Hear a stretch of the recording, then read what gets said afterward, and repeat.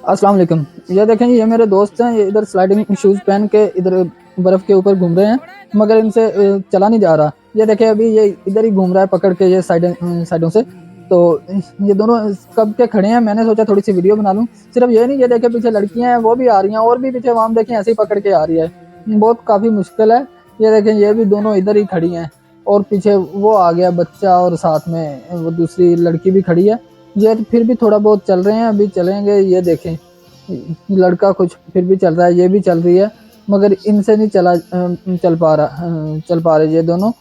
ये देखें, अब ये नखरे कर रहा है, इधर चला वैसे नहीं, इससे जा रहा है, इसे पता है कि अब वीडियो बना रहा है ये देखें, ये हमारे उस्ताद हैं साथ में, तो ये भी इधर ही खड़े हैं।